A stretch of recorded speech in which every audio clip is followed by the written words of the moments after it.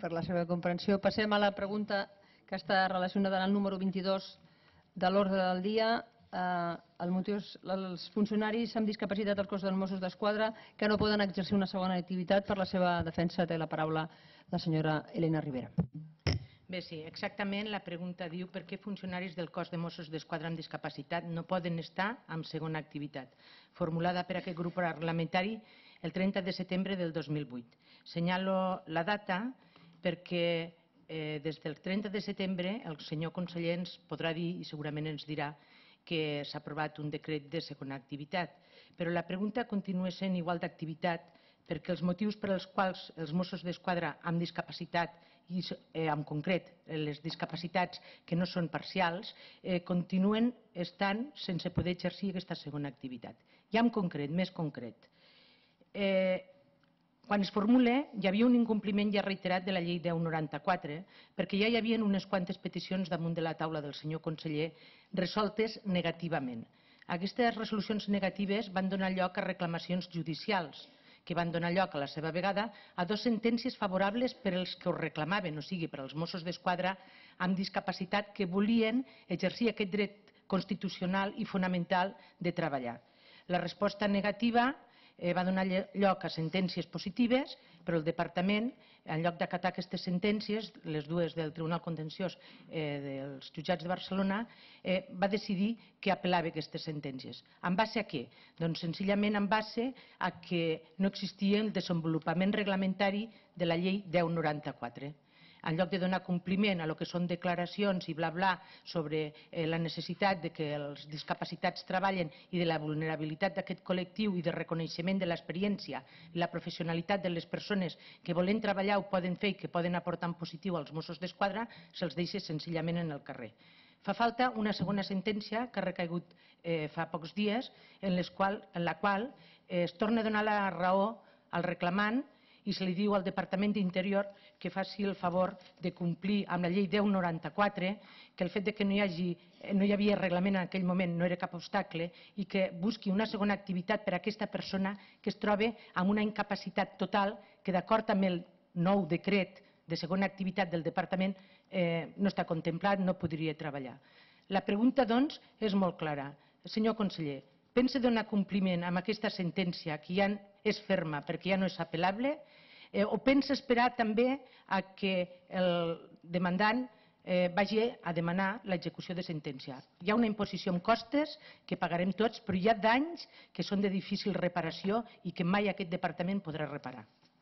Gràcies, senyora Ribera. Senyor conseller. Senyora Ribera, estic satisfet que des del 1994 hagin passat 14 anys per aconseguir un reglament de consens de segona activitat amb tots els sindicats. Per tant, en aquests moments tenim un reglament de segona activitat amb l'acord de tots els sindicats dels Mossos d'Esquadra. Però, a més, des de la que hem aprovat, hi ha hagut persones que ens han demanat ja passar a la segona activitat i les estem tramitant. En concret, hi ha 4 que es troben en actiu, 3 que demanen el passi a segona activitat per causes físiques o psíquiques i una persona que ho demana per edat. Això funciona.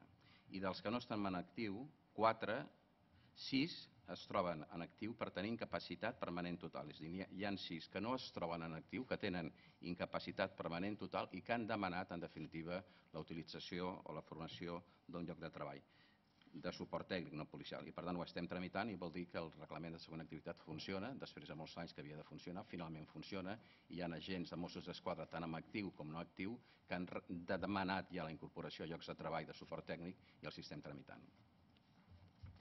Gràcies, senyor conseller. El tràmit d'aquesta pregunta s'ha esgotat el temps per la seva formulació, per tant no hi hauria temps per la pregunta. Hi ha una segona pregunta que imagino formularà també la senyora Ribera, referida a l'impediment a un Mosso d'Esquadra amb discapacitat i sense reserva de lloc de treball de vestir l'uniforme en un acte de celebració dels aniversari dels Mossos d'Esquadra. Té la paraula per la seva defensa. Gràcies. Aquesta pregunta també té a veure amb la manca de sensibilitat del Departament respecte dels col·lectius de Mossos d'Esquadra amb discapacitat, com es pot veure. Aquí la cosa ja va a l'extrem de que a un Mosso d'Esquadra amb discapacitat no solament no se'l deixa treballar, sinó que se li impedeix de portar l'uniforme quan està en una situació de servei actiu reconeguda per el propi departament.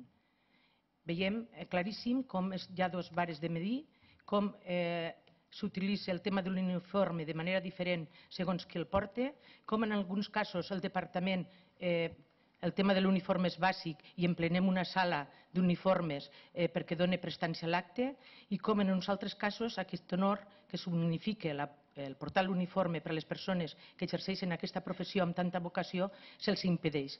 No solament se'ls impedeix el pas a una segona activitat, perquè vostè acaba de dir que ho han demandat molt, però escolti, senyor conseller, amb la llei 1094 s'hi van col·locar molts Mossos d'Esquadra amb discapacitat per exercici d'una activitat sense reglament. Vostè té un reglament i encara no n'ha col·locat cap. Diu que li han demanat uns quants, ja fa temps que li demanen, però és que la contesta sempre ha sigut negativa, i ha sigut negativa també davant dels tribunals. I quan els tribunals l'han dit corregeixi, no corregeix. També suposo que això l'obligarà a replantejar-se si és que algun dia vol rectificar algun error, si no aquest decret no el té que modificar. Aquest decret està impugnat també, igual que les resolucions del departament, i la impugnació arriba a instàncies europees. Senyor conseller, vostè diu, fa així amb els ombros, que li dona igual. Doncs a mi no, a mi no. És un desprestigi molt gran per a la Generalitat de Catalunya aquestes reclamacions. La Generalitat de Catalunya no és patrimoni de cap partit polític. La Generalitat de Catalunya és de tots els catalans. I, per tant, el que afecta la Generalitat de Catalunya, el que afecta les respostes que dona el govern, ens afecta a tots. Li demano, senyor conseller, que tingui honor vostè i que faci honor de les seves paraules. Quan vostè, en declaracions que fa després del desplegament dels Mossos d'Esquadra, en aquestes celebracions al que el Mosso d'Esquadra li impedeix de portar l'uniforme, diu: la seguretat passa per una sensibilitat cap als col·lectius de disminuïts. Quina és la seva sensibilitat, senyor conseller? Quina és la seva sensibilitat? Quina és la sensibilitat del màxim responsable d'Interior a Catalunya? L'hem reclamat moltes vegades lideratge. Avui li reclamo sensibilitat, que no és una qüestió ni un atribut femení. Gràcies, senyora Ribera. Honorable conseller. Tenir atributs femenins m'agrada. Per tant, no és cap problema per mi tenir atributs femenins. Em sorprèn que vostès, que de 1994 al 2003 no han regulat la segona activitat, faci aquest tipus d'intervenció ara. Sí, per aquesta raó, una de les reivindicacions importants dels sindicats i una de les seves preguntes a mi durant 2 anys ha estat què fèiem amb la segona activitat perquè no la regulàvem. I l'hem regulat el 2008, 14 anys després del 1994. I l'hem regulat amb l'acord dels sindicats. Vostè pot dir el que vulgui, però m'interessa més el sí de tots els sindicats, dels 5 sindicats de Mossos d'Esquadra. Els 5 sindicats han dit que sí i hem negociat amb ells. I en aquests moments s'ha obert el procés de que les persones amb incapacitat puguin reclamar i demanar la utilització de la segona activitat. I ho he dit, hi ha 10 que ho estan fent i en faran més. I per tant, senyora Ribera, el que vostès no han fet amb sensibilitat, ho hem fet nosaltres amb sensibilitat.